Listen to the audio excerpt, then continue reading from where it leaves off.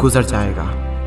लेकिन एक बात हमेशा याद रखना कि ज़िंदगी में कुछ भी कर गुजरने की अपॉर्चुनिटीज़ सिर्फ इसी वक्त में मिलती है अगर उस सिचुएशन में क्विट ना किया जाए तो। क्योंकि विनर्स जो होते हैं वो कभी भी क्विट नहीं करते, और जो क्विट करते हैं वो कभी भी विनर्स नहीं बनते। आप क्या चाहते हैं, एक एवरेज लाइफ या फिर एक स्टैंडर्ड लाइफ? जब आप सड़क पर निकलो तो लोग आपको इग्नोर करें, या फिर जब आप सड़क पर निकलो तो हर इंसान की नज़र आप पर हो? क्या चाहते हैं आप, लोग आपसे ये कहें कि इंसान कुछ नहीं कर सकता, या फिर ये कहें कि ये बंदा कुछ ना कुछ करके दिखाएगा, ये बंदा कुछ चेंजेस ला के दिखाएगा? लेकिन कैसे करेगा? क्विट करके। मर जाना लेकिन क्विट मत करना। चाहे परिस्थिति कितनी भी विपरीत क्यों ना हो, कभी भी क्विट मत करना। आपका समय आज बुरा है, कल और बुरा होगा, लेकिन परसों आपकी जीत होगी। लेकिन सिर्फ शर्त इतनी सी है कि आप उस सिचुएशन में टिके रहो और क्विट ना करो। ये प्रकृति चाहती है कि हम इन परिस्थितियों से लड़ें, संघर्ष करें, ताकि हम और मजबूत बन सके।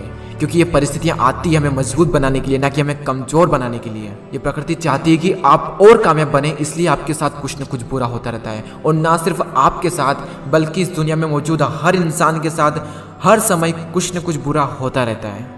ये प्रकृति का नियम है, हम इसमें कुछ नहीं कर सकते। हमारा क्या कर्तव्य है? हमें सिर्फ इतना सा करना है कि टिके रहना है, चाहे परिस्थिति कैसी भी हो।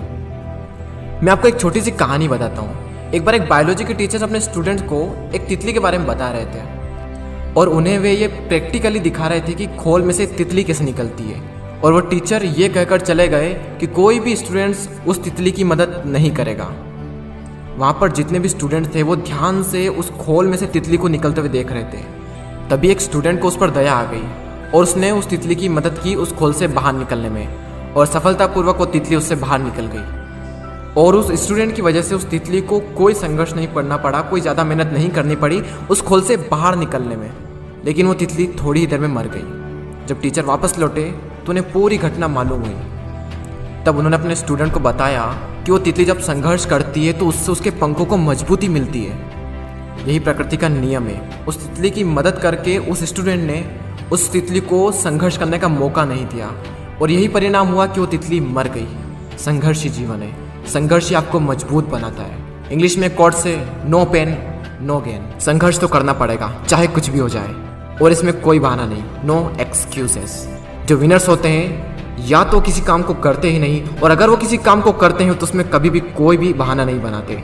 और जो लूजर्स होते हैं वो किसी भी काम को करेंगे तो हर किसी में बहाना बना देंगे। अगर वो चाहें तो बहाना बनाने पर पूरी एक बुक लिख सकते हैं। मेरी तो किस्मत ही खराब है, मेरे साथ ही ऐसा क्यों होता है, मेरी एज बहुत कम है, मेरी हाइट बहुत कम है, मैं काला हूँ, मैं सुंदर नहीं हूँ, लोग मुझे पसंद नहीं करते, मैं ज़्यादा पढ़ा लिखा नहीं हूँ, मेरे पास टाइम नहीं है, मेरी आवाज़ अच्छी नहीं है, मेरे पास ये नहीं है, मेरे पास वो नहीं है, काश ऐसा होता, काश वैसा होता। देखो जो जैसा है वो वैसा है। ना तो आज तक कुछ बदला है और ना ही कभी कुछ बदलने वाला है, तब तक जब तक कि आप अपने आप को नहीं बदल लेते। जब भी अंदर से ऐसी फीलिंग्स आए, जब भी बहाना बनाने का मन करे, अपने आप से जोर से चीख के चिल्ला के अपने आप से कहें नो एक्सक्यूजेस। कोई बहाना नहीं। जहां पर भी आप काम करते हैं, जहां पर भी आप पढ़ाई करते हैं, जो भी आपका वर्क प्लेस है, वहां पर कागज पर लिखकर चिपका दें नो एक्सक्यूजेस, कोई बहाना नहीं। मैंने भी अपने वर्क प्लेस पर ये लिख रखा है नो एक्सक्यूजेस, और आज से आप भी कसम खा लें कि कभी भी जिंदगी में बहाना नहीं बनाएंगे।